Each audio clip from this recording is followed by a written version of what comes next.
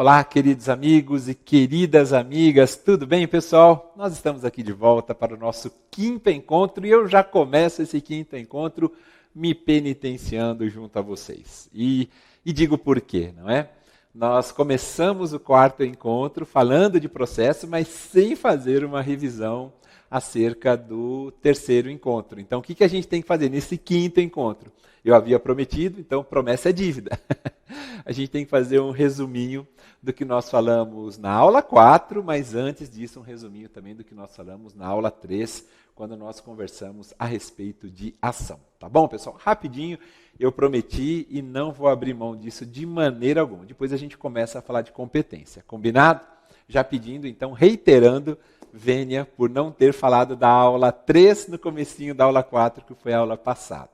Bom, pessoal, vamos lá. Nós começamos falando, então, na aula 3, de ação. Falamos da natureza, falamos dos elementos da ação, das características, falamos das condições e também da classificação. Então, é muito importante que nós lembremos, historicamente, em relação à ação, foi o que nós vimos na aula 3, as teorias que marcaram, né, o estudo da ação e que tentaram dar uma natureza jurídica para a ação. Nós começamos com a teoria imanentista, né, ou civilista, assim denominada também, e que teve como um dos seus grandes precursores Savigny, onde praticamente ali nós tínhamos o direito de ação sendo considerado como o direito material em movimento. Então nós não tínhamos separação entre direito material e direito processual. É claro que para os adeptos, né, dessa teoria, esse direito de ação seria um poder que o indivíduo possuía contra o seu adversário e não contra o Estado, ou seja, o processo era um mero procedimento. Por isso que depois nós estudamos processo e a primeira das teorias que surgiu foi a do processo como procedimento. Se você não separava o direito material do direito processual, a gente não tinha nem sequer como evoluir, não é, em termos de pensamento, porque são coisas completamente distintas. Tanto que hoje a teoria imanentista ou civilista, quando nós estudamos direito de ação, ou quando nós estudamos ação propriamente, ela tem um caráter meramente histórico. Essa foi a primeira das teorias que nós estudamos. Depois nós estudamos a teoria concreta da ação, que surgiu na esteira da polêmica entre dois juristas, né, Windscheid e Mutter, não é? E para eles o direito de ação era um direito do indivíduo contra o Estado, tudo bem, até aí tranquilo, né? Com o objetivo de uma sentença favorável. Aí já não era tão tranquilo, porque você só exercitava esse direito se o julgamento fosse favorável, e ao mesmo tempo era um direito contra o adversário, que estaria submetido à jurisdição estatal e ao mesmo tempo aos seus efeitos jurídicos. A teoria concreta da ação ela foi responsável já por separar, não é, o direito em dois planos. Ela deu um passo, digamos assim, gigantesco, separando entre os planos substancial e também processual. Apesar desse avanço, né, se a gente comparar a teoria concreta com a teoria imanentista ou civilista, a teoria concreta ela defende que o direito de ação só existiria se o direito material também existisse, ou seja, nós teríamos direito só a exercitar a ação propriamente, né, quando nós tivéssemos um julgamento favorável e, obviamente, também ela acabou perdendo a sua força. Vem a terceira das teorias. Maurício, terceira, deixa eu lembrar. Ah, já sei. Se você falou da teoria concreta da ação, agora é a teoria abstrata, né? Ela mesma, a teoria abstrata do direito de ação, também chamada de teoria da ação em sentido abstrato. Nós tínhamos um defensor, né, que era Degenkolb, e também um húngaro chamado Ploss. Ambos foram os responsáveis por, digamos assim, quando a gente fala de teoria abstrata, né, procurar, e aí usando um pouco da etimologia da palavra, procurar um fundamento para a ação, um fundamento desvinculado e independente de qualquer direito anterior.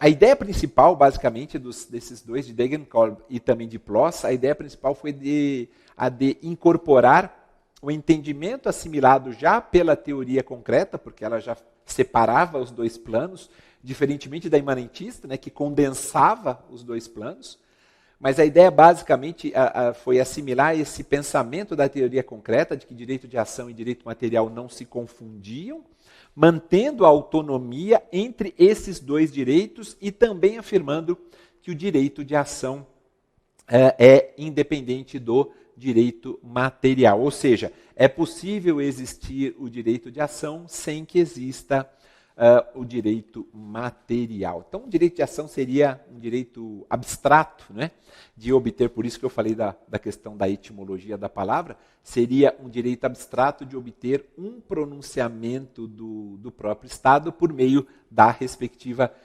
decisão judicial. Para os defensores, então, da teoria abstrata, basicamente, direito de ação seria abstrato, direito de ação seria genérico, direito de ação seria amplo e também incondicionado. Foi aí que veio a quarta das teorias, que o nosso CPC adota, que é a chamada teoria eclética, e que teve em Liebman, né, o seu grande precursor.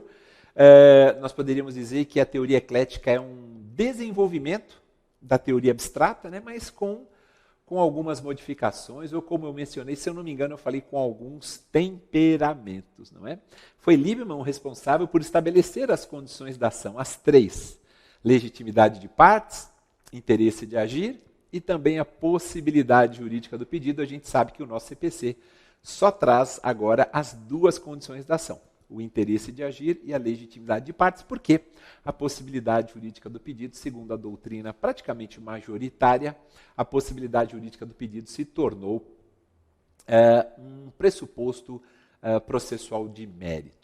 Eu me recordo também, amigos, de ter falado da teoria da asserção, não é? A teoria da prospecção, ou in status assertionis, né? Que seria uma teoria intermediária entre a abstrata e a eclética, basicamente, né? Ou seja, nós fizemos uma distinção entre cognição sumária e cognição aprofundada. Então, para os defensores da teoria da asserção, ou prospecção, ou in status assertionis, ou della prospettazione, né? Usando a expressão em italiano, para esses defensores, sendo possível ao juiz, mediante uma cognição superficial, mediante uma cognição sumária, ele perceber, ele notar a ausência de uma ou de todas as condições da ação, o feito deveria ser extinto sem resolução de mérito, com base no 485, inciso 6 do CPC. Mas desde que o juiz percebesse, obviamente, a ausência, né, de uma das condições ou de todas as condições da ação em sede de cognição sumária. Por quê? Porque o juiz já teria condições ali de, desde o limiar do processo, podemos assim afirmar, extingui-lo, evitando que o processo então seguisse, evitando perda de tempo, perda de dinheiro, enfim, uma série de situações, privilegiando a própria economia processual. Por outro lado, os adeptos da teoria da asserção, eles também afirmaram que, caso o juiz precisasse, no caso concreto, de uma cognição mais aprofundada, né, ou seja, exauriente, para então decidir sobre a presença ou não das condições da ação, então não haveria mais tais condições da ação, que passariam a ser entendidas como matéria de mérito propriamente. Ou seja, aquilo que poderia ter sido no início do processo uma condição da ação, tendo em vista que só foi notada após essa ausência das condições da ação, de uma das condições da ação, foi notada somente após, né, uma cognição exauriente, ela passou a ser matéria de mérito, ou seja, gerando coisa julgada material. Em síntese, né, bastante conclusiva, a gente poderia dizer assim: Maurício, se me perguntarem numa prova objetiva, se me perguntarem numa prova discursiva, numa prova oral, em síntese conclusiva, o que é que interessa para fins da existência das condições da ação para a teoria da asserção? É a mera alegação do autor trazida ali na sua petição inicial. Admite-se, provisoriamente, é claro, né, que o autor está dizendo a verdade. Por isso que se faz a distinção entre cognição sumária, superficial e cognição exauriente ou aprofundada. Vimos essas teorias, né, pessoal? Me recordo também de ter feito uma distinção entre direito de ação e ação propriamente, né? Dizendo que direito de ação é o direito fundamental, composto por um conjunto, né, de de situações jurídicas e disse para vocês também que a ação seria um ato jurídico, né, na acepção da palavra. A ação seria o exercício do direito de ação na sua inteireza.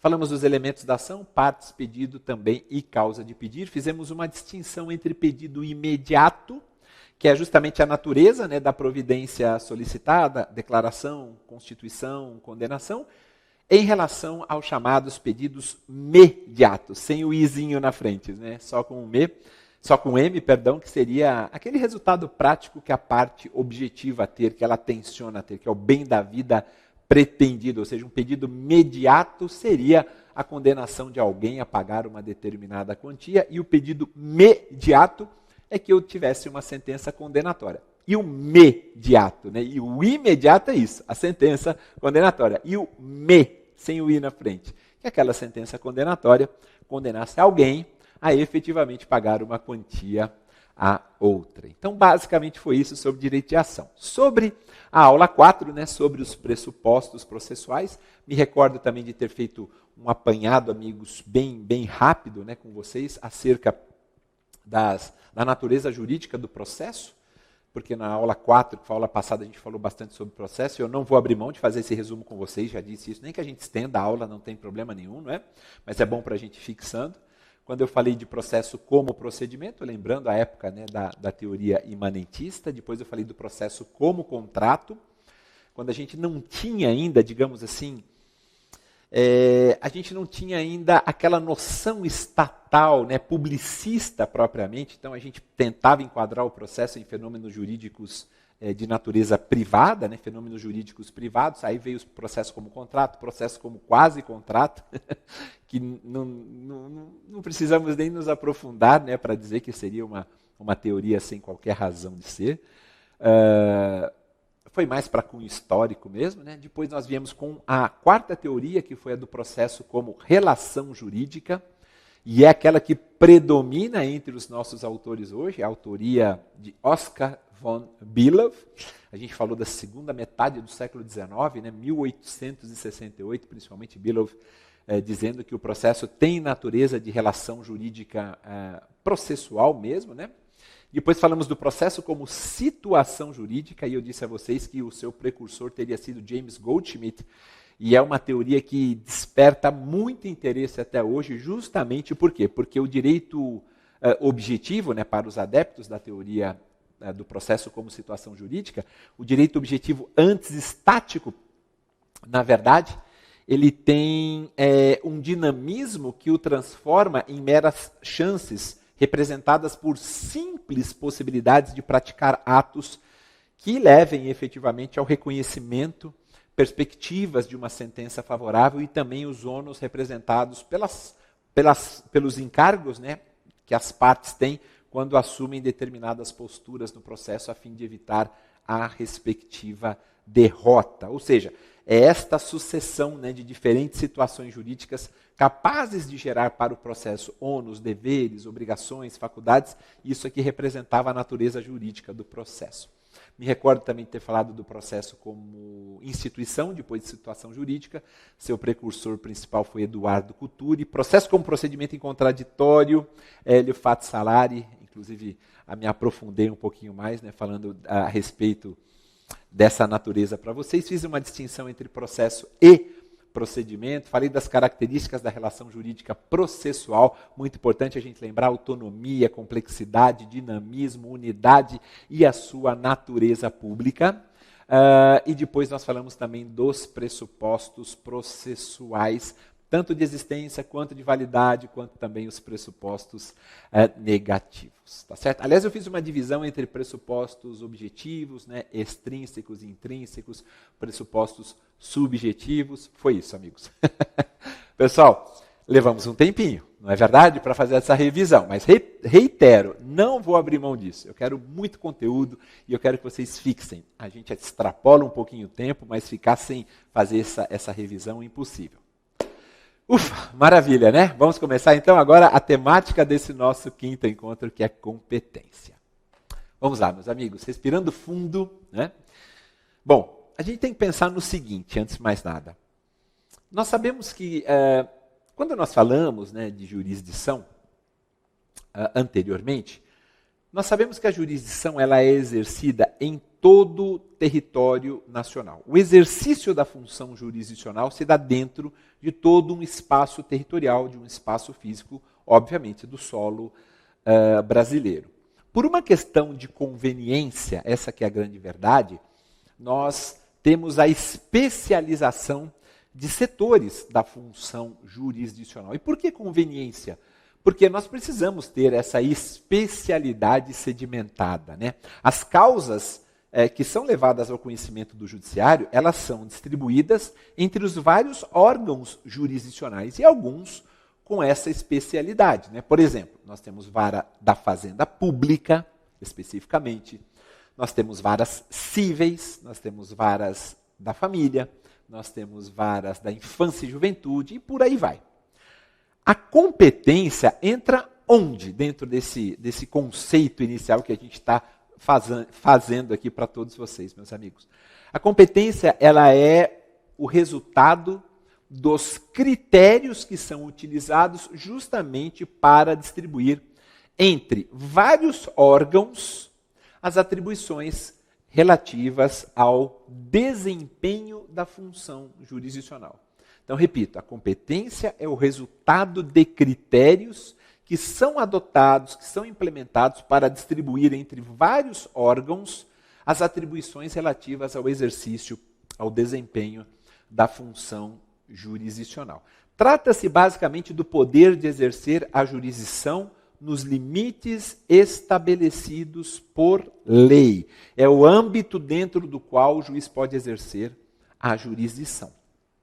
E é por isso também que nós temos as normas de organização e divisão judiciária dos respectivos estados. Eu vou ficar só na justiça estadual apenas para exemplificar, amigos, humildemente peço vênia para vocês. Essas normas elas trazem essa distribuição, como eu disse a vocês, né, dos critérios que foram usados, melhor dizendo, para a distribuição do exercício da função jurisdicional entre os vários órgãos. Nós percebemos tudo isso dentro das normas de organização e divisão judiciária. Maurício, então, aquela acepção clássica, aquele conceito clássico que a gente aprende lá nos bancos acadêmicos, né? A competência é a medida da jurisdição. Esqueçam. Quer dizer, não é esqueçam, né? É importante, sim, nós recordarmos, mas não é só isso. Tem muito mais, né, do que simplesmente dizer que a competência é a medida da jurisdição. Até porque se isso for perguntado numa prova discursiva, no exame oral, a gente vai ter que, obviamente, né, falar um pouquinho mais. Dizer que é tão somente a medida da jurisdição não é, obviamente, uma definição completa. A acepção moderna é aquilo que nós falamos até agora, com essa distribuição das atribuições, né, do exercício da função jurisdicional. E a gente pode também complementar dizendo que a competência jurisdicional é o poder de exercer a jurisdição nos limites que são, claro, estabelecidos pela lei, com base em tudo que eu mencionei para vocês anteriormente. Maurício, é um tipo de questão que pode ser formulada em primeira fase? Por exemplo, né, TRF, eu me recordo aqui que o TRF da 5ª Região, já faz algum tempo, foi um dos tribunais que colocou uma das alternativas, uma das afirmativas, melhor dizendo, da sua prova objetiva, justamente no sentido de dizer que seria correto afirmar que o órgão jurisdicional, mesmo sem competência, ele tem jurisdição. É correto, essa afirmativa é correta, mas enfim, é apenas um exemplo que me vem à mente agora. Bom, pessoal, trabalhar da ideia do conceito, trabalhar da ideia da definição, né, do que seria competência, eu tenho certeza que os amigos entenderam, compreenderam. Apesar de a jurisdição ser exercida em todo o território nacional, nós precisamos distribuir, né, essas funções, até especializando, claro, os respectivos magistrados. Por quê? Porque você faz com que a prestação da tutela jurisdicional flua melhor, né? Então, visto essa ideia do conceito, da definição, tem 2 temas que eu não quero abrir mão de maneira alguma para falar com vocês logo nesse início. E são dois temas interessantes, muito interessantes, porque um é uma expressão em alemão. Ah, Maurício, já lembrei. É o tal do competens competens, não é? É. E o outro tema é uma expressão em inglês. Olha que interessante, né? Uma em alemão e a outra em inglês, que é o implied power. Primeiro, a gente vai olhar para a telinha agora, pessoal. A gente vai ver uma definição de competens competens baseado principalmente uma ideia, né, de competens competens ou uma definição baseada principalmente no pensamento do professor Fred Didier Jr. Vejam só. Aí está, amigos. Competens competens. De acordo com a regra, compreendida também como princípio, né, da competens competens, de origem alemã, todo juízo tem competência para julgar a sua própria competência. É muito importante que a gente fixe isso. Maurício, espera um pouquinho. Quando você está falando isso, você está querendo basicamente dizer assim, olha, o juiz pode receber uma demanda lá na sua vara, ele olha para ela, né, e fala, espera um pouquinho, eu não tenho competência para apreciar essa matéria. Eu sou o titular, vamos imaginar, de uma vara de família. Como é que distribuem aqui uma questão relacionada à fazenda pública? Tem nada a ver.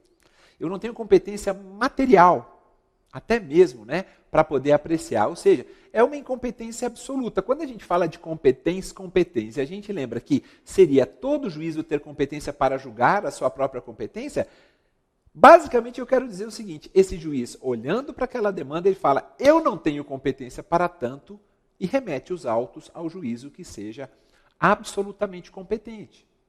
Da mesma forma, se for invocada a incompetência relativa, porque também se não for invocada a competência relativa, a gente sabe muito bem, diferentemente da absoluta, que eu posso reconhecer em qualquer tempo, grau de jurisdição, a relativa ela precisa ser provocada.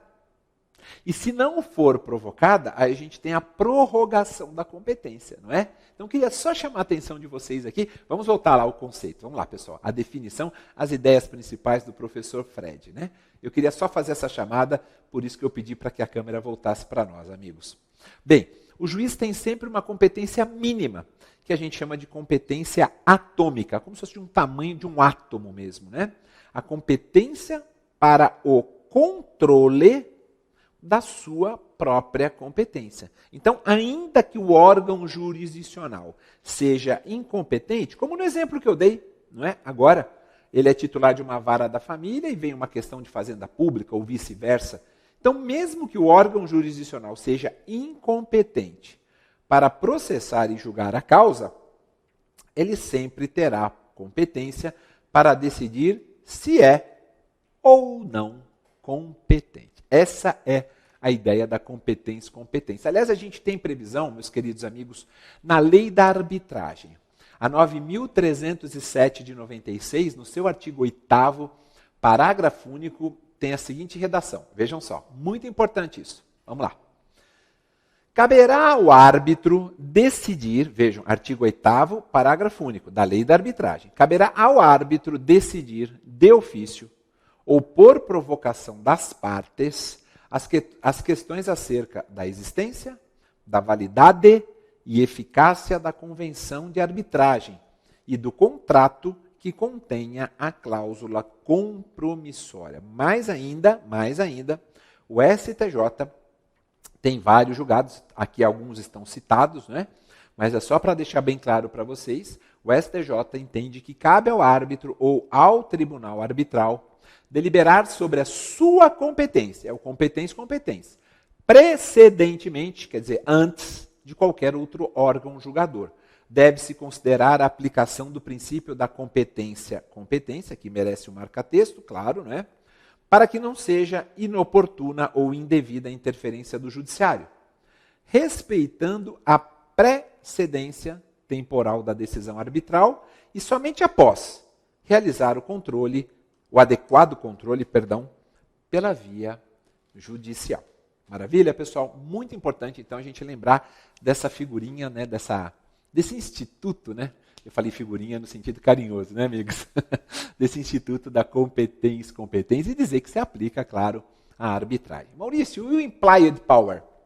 Pois é, Implied power, né, a gente pode chamar de teoria dos power, poderes, né, em inglês, né, e traduzindo para o português, seriam os poderes implícitos, teoria dos poderes implícitos. Segundo essa teoria, quando a Constituição Federal, já que nós estudamos competência, ela outorga expressamente poderes a um determinado órgão, expressamente, implicitamente, por isso a gente chama de teoria dos poderes implícitos, ela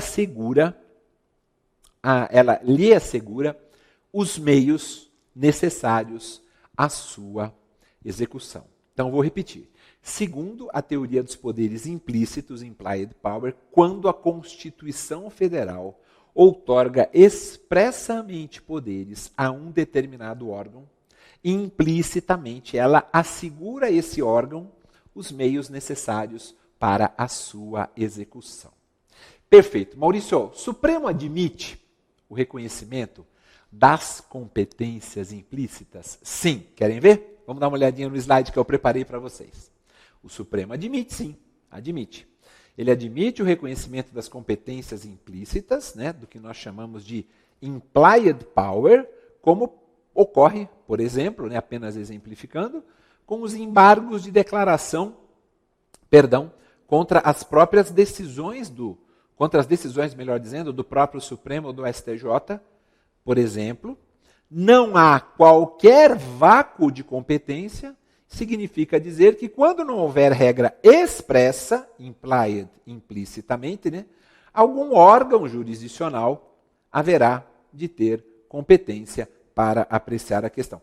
Resumidamente, não vai ter quem não seja o responsável, né, por apreciar a questão. Não haverá vácuo de competência sempre por conta dos chamados poderes implícitos, que são assim, inclusive, reconhecidos pelo próprio Supremo Tribunal Federal. Trata-se, na verdade, amigos, de uma situação indispensável à preservação, claro, em alguns momentos, né, da organicidade, a gente chama do sistema normativo. Ou seja, evitando esses vácuos que eu mencionei ou agressões à coerência. Um outro bom exemplo de reconhecimento, né, de competência implícita, do implied power, dos poderes implícitos, um outro bom exemplo, ele é dado pelo nosso próprio Código de Processo Civil, pelo legislador infraconstitucional. E é o artigo 45, amigos, inciso 1º.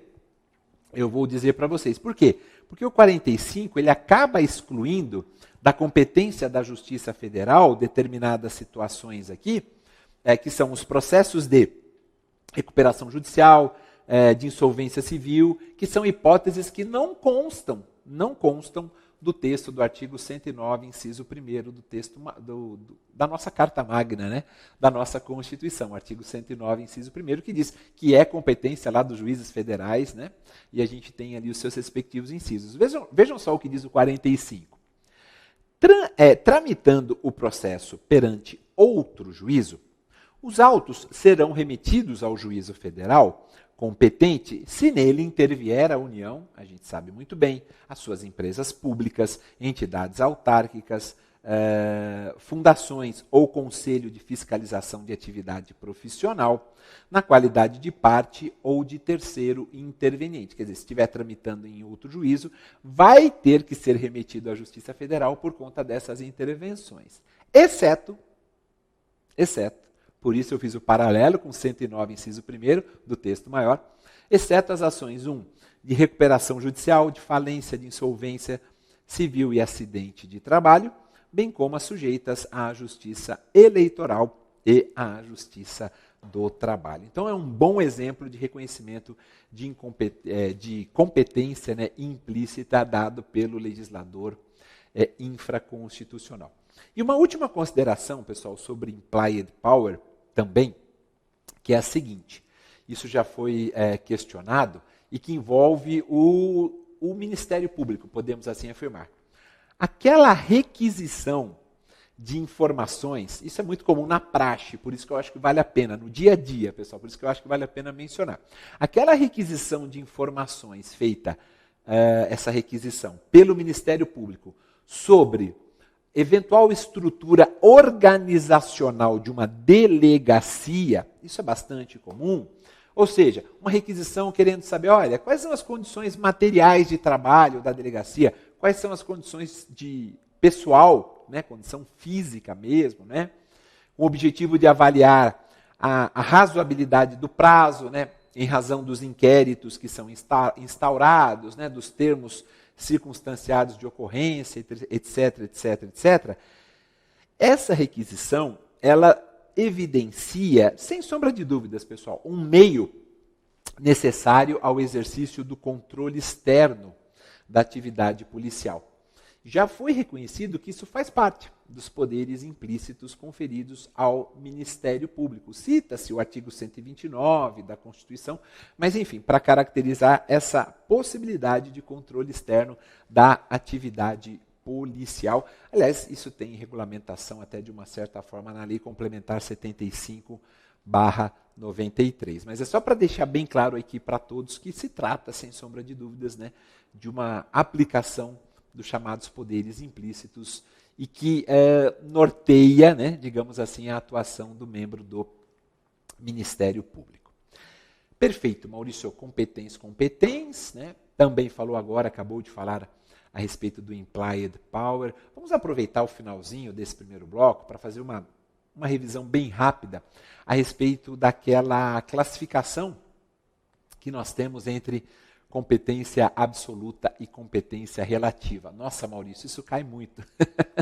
Competência, amigos, é tema que cai em todos os concursos. Né? Se eu falar assim, só cai em concurso de magistratura estadual. Não, cai também no MP estadual. Cai também para procurador do Estado. Cai também para defensor público. Cai também para juiz federal. A gente acabou de falar da questão do TRF da 5ª Região. Ou seja, cai muito, cai muito. Então, esse critério de classificação entre competência absoluta e relativa é muito importante.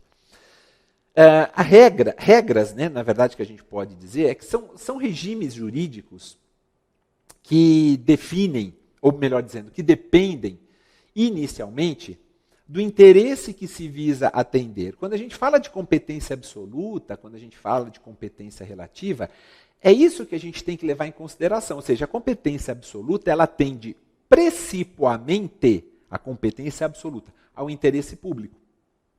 A competência relativa, ela atende preponderantemente ao interesse particular. É só a gente dar uma olhadinha, por exemplo, amigos, nos termos dos artigos 62 e o que vem logo em seguida, o 63 também. Aí a gente já consegue ter uma noção. Querem ver? É claro que isso pode ser básico para alguns, mas é importante que a gente recorde isso, amigos. Olhem o 62. Competência absoluta. São as regras da competência absoluta. A competência determinada em razão da matéria, da pessoa ou da função é inderrogável por convenção das partes. E a incompetência absoluta pode ser alegada em qualquer tempo, em qualquer juízo, né, em qualquer grau de jurisdição, o juiz pode reconhecer de ofício, não tem problema algum. Repito, a gente atende primordialmente, preponderantemente, ao interesse público quando a gente fala de competência absoluta.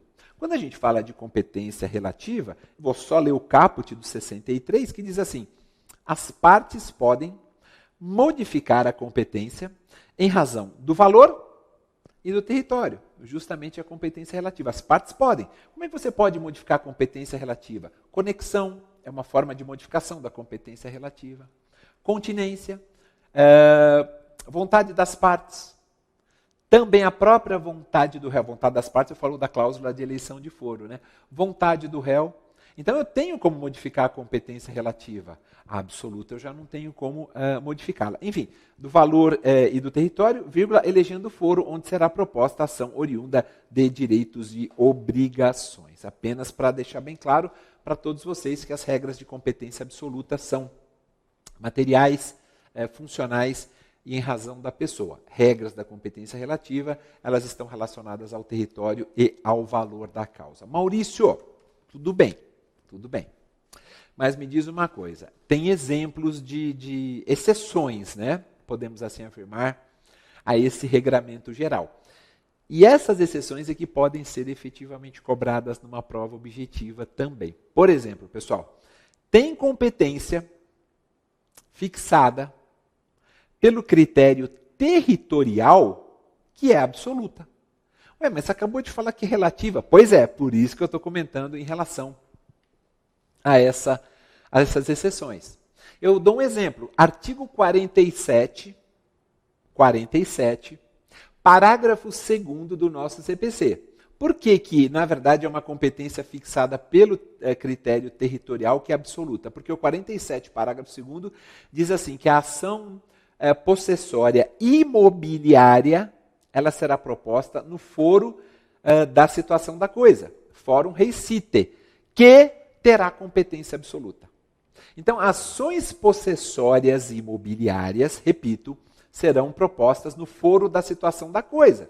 A gente está falando do quê, pessoal? De um critério territorial, vírgula, que terá competência absoluta. Então, mesmo sendo territorial, mesmo sendo relativa, ela é fixada pelo critério territorial, ela acaba se tornando uma competência absoluta, tá certo? Originariamente relativa, mas com competência absoluta. E um outro exemplo que eu acho que vale muito a pena a gente lembrar, meus amigos, também, é a competência fixada pelo critério do valor da causa. Já que a gente falou uma territorial, vamos falar relacionada ao valor da causa, né?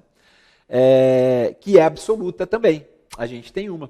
A Lei dos Juizados Especiais da Fazenda Pública, né? A Lei 12.153 de 2009. Então é algo que me diz respeito, até porque eu acho que disse para vocês, amigos, né? Acho não, tenho certeza, na nossa apresentação eu disse para vocês que sou titular de uma vara de juizados especiais com competência mista, né? Cível, crime e fazenda pública. O artigo 2º da Lei 12.153 de 2009 basicamente diz que é de competência dos juizados especiais da Fazenda Pública processar, conciliar, julgar causas cíveis de interesse dos estados, do Distrito Federal, dos territórios, dos municípios, até o valor de 60 salários mínimos. Aí no parágrafo 4º, a gente tem basicamente a seguinte redação. Naquele foro onde estiver instalado juizado especial da Fazenda Pública, a sua competência é absoluta. Repito, é uma competência fixada pelo critério do valor da causa e que acaba sendo absoluta. Seria originariamente relativa, mas em razão do que disposto no artigo 2º, no parágrafo 4º da 12.153, o que era relativo, na verdade, tem caráter absoluto. Perfeito, pessoal?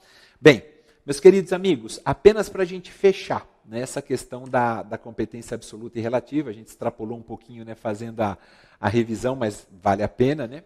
A gente tem algumas identidades procedimentais entre esses regimes que eu queria aqui, para a gente fechar esse primeiro bloco, né, tratar com vocês, tá bom? Primeiro, essa questão da alegação. Então, o tema seria, né, se a gente pudesse falar aqui agora, seria identidades de procedimento entre os regimes. A alegação do vício da incompetência absoluta, ou mesmo da incompetência relativa, deve ocorrer em preliminar de contestação. Está lá no artigo 337, inciso 2º. A gente não alega mais a incompetência relativa por exceção, porque não se fala mais em exceção. Da mesma forma que nós falávamos, né, no CPC de 73, que a incompetência relativa era alegada por exceção, e que o impedimento e suspeição do juízo também, como a gente não tem mais a exceção, eu coloco, obviamente, no bojo da contestação, a alegação da incompetência relativa, e as causas de impedimento ou suspeição do juízo, lá do 144 e do 145, através de uma mera petição, como menciona, aliás, o artigo 146 do nosso CPC. Então, só para deixar bem claro, pessoal, a alegação do vício de incompetência absoluta ou relativa em preliminar de contestação. Está até no artigo 64, a gente leu agora há pouco, né? O 62 e o 63, vou ler rapidinho para vocês o caput só. A incompetência absoluta ou relativa será alegada como questão preliminar de contestação.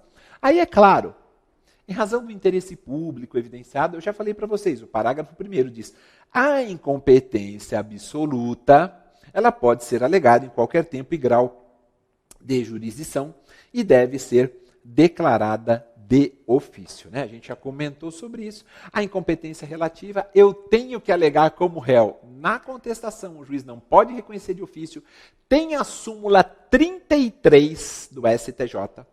Súmula 33 do STJ dizendo que o juiz não pode reconhecer de ofício.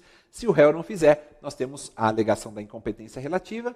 Na contestação, a gente tem a prorrogação daquela competência. Ah, Maurício, e tem mais um detalhe. Já que você falou do 337, que são as matérias preliminares de mérito, né, que podem ser trazidas na contestação.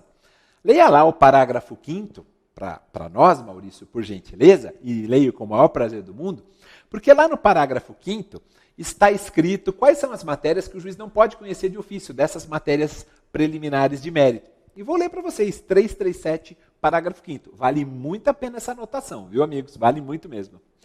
Excetuadas a convenção de arbitragem e a incompetência relativa, quer dizer, excetuadas, o juiz conhecerá de ofício das matérias enumeradas neste artigo. Então, ele pode conhecer de ofício, menos essas duas que eu comentei com todos vocês.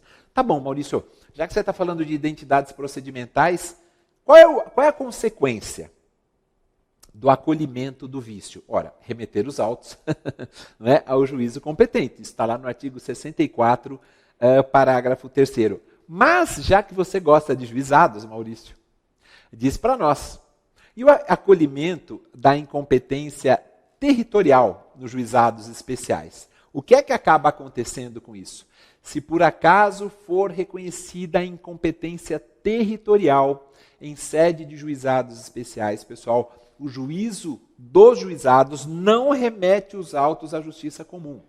Pessoal, muito cuidado, isso não pode ser objeto de prova e a gente errar de maneira alguma. Vou repetir.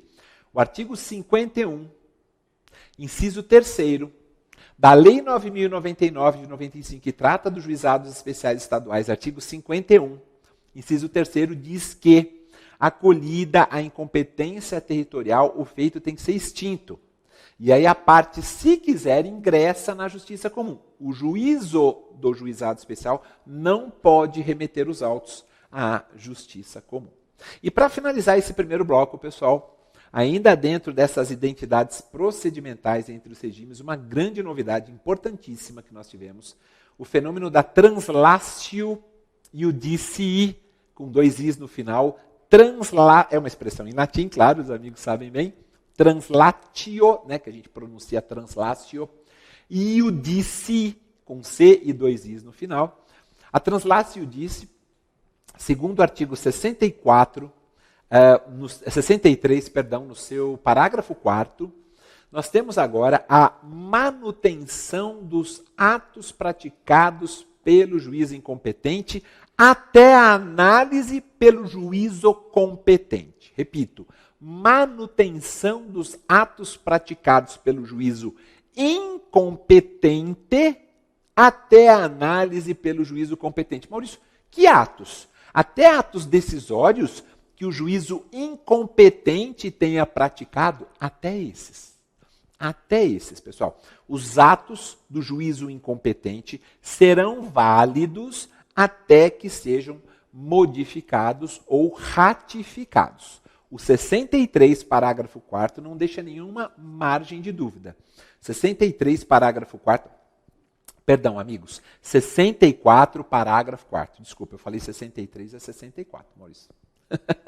64, parágrafo 4º, diz assim: salvo decisão judicial em sentido contrário, conservar-se-ão os efeitos da decisão proferida pelo juízo incompetente, até que outra seja proferida, se for o caso, pelo juízo competente. 64, Maurício, não é 63. Tá bom, pessoal? Bom, basicamente é isso. Então, o que esse 64, parágrafo 4º, basicamente diz nessa redação? Que por uma questão de economia processual, o juízo competente, quando recebe os autos do juízo incompetente, ele vai dialogar com as partes primeiro para dizer: partes, vamos aproveitar todos os atos praticados pelo juízo incompetente? As partes podem dizer sim ou não. Se uma diz sim, a outra diz não, é o juiz que vai decidir, o juízo competente, se aproveita ou não. Pode ser que as partes falem assim, ó, beleza, Maurício, vamos aproveitar. Então, vamos aproveitar todos esses atos, inclusive atos decisórios praticados pelo juízo incompetente. Tá bom, pessoal? Era isso. Extrapolamos um pouquinho, mas vale a pena. Daqui a pouco a gente volta com mais competência no nosso segundo bloco. Até já, pessoal.